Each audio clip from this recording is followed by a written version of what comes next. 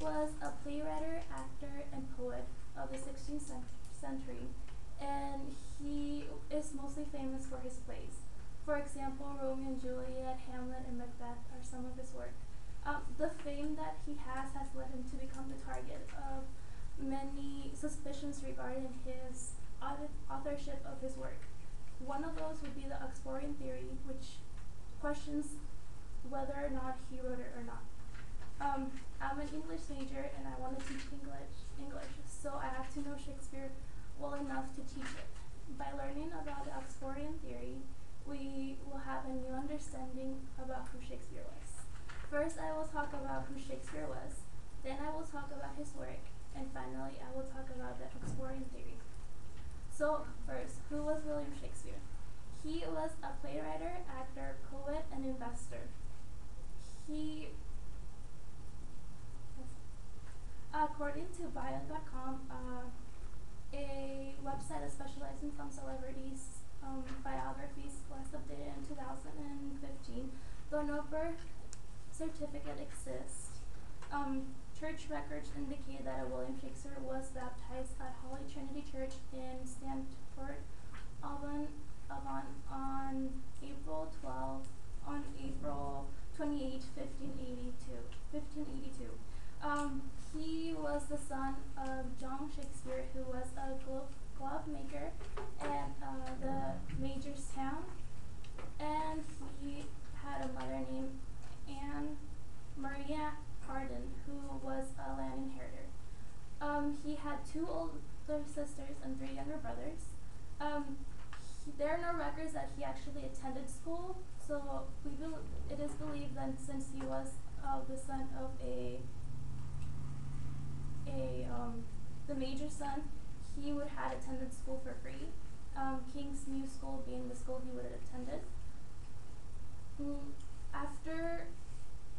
Since we don't have any records of him attending school, the next thing we know is his marriage to Anne Hathaway on November 28, 1582. He was 18 and she was 26 and pregnant. They had one daughter named Susanna and twin boys named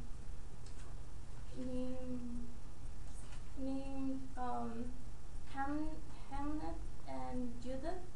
After the birth of the twins, we really don't know where he was or what happened to him. So I just talked about his early life, now we'll talk about his late life.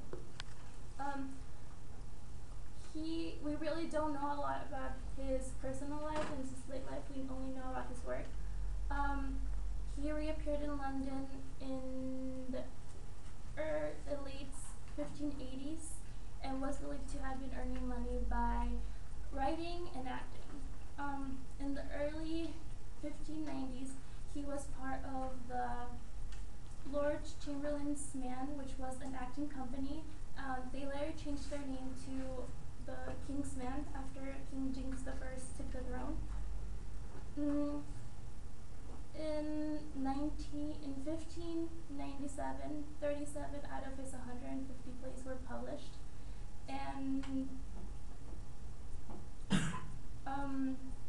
he not only wrote plays, but he also was an investor. He bought properties that he would rent during the year to make profit. So I just talked about who William Shakespeare was. Now we'll talk about his work. First, I will talk about his early work, and then I will talk about his late work. Shakespeare is mostly known for his plays. According to bio.com, with the exception of Romeo and Juliet, most of his early work was historics and comedies. So some of the historics that he wrote are James II, Henry V, and Henry VI, which deal with the topic of weak and corrupt rulers. Some of the comedies he wrote was A Midsummer's Night's Dream, was full of wit, Much Ado About Nothing, which was a wordplay, and Merchant of Venus, which was romantic. So I just talked about his late work, now we'll talk about his early work, now we'll talk about his late work. Much of his late work was tragedies and tragicomedies. Um, for example, Macbeth, Hamlet, Lord Lear, and Othello are some of the tragedies he wrote. Mm, the Hamlet has to be one of his most famous works, which deal with retribution and betrayal and incense and killing the hero and everyone he loves. So I just talked about his late work. Now we'll talk about the Oxfordian theory. So the Oxfordian theory is about the belief that Edward de Vere, the 17th Earl of Oxford, actually wrote the plays written by Shakespeare. According to David Gillett, in an article, Ed de Vere, the Earl of Oxford, the real Shakespeare, he wrote that he was a well-regarded poet and sportsman, and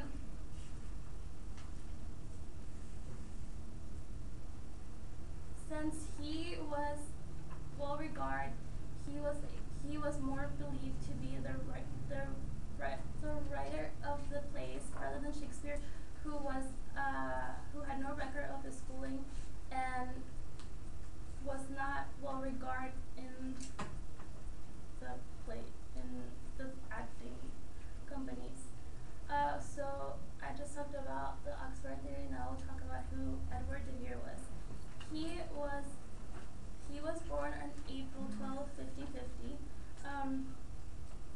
He was the son of an upper family, so he had a lot of advantages growing up.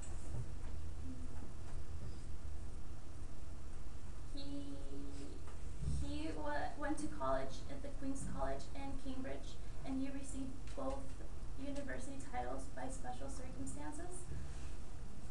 And he later married Anne Cecile, who was the daughter of the Queen's princess secretary of her court. So I just talked about who Edward de Vere was, and both his and what the Oxfordian theory was. So in conclusion, by learning about the Oxfordian theory, we have a new view on about Shakespeare. First I talked about who Shakespeare was, then I talked about his work, and finally I talked about the Oxfordian theory.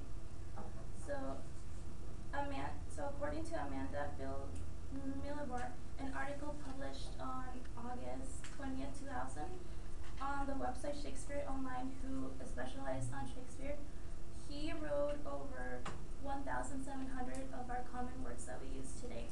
So maybe next time you use a word, it is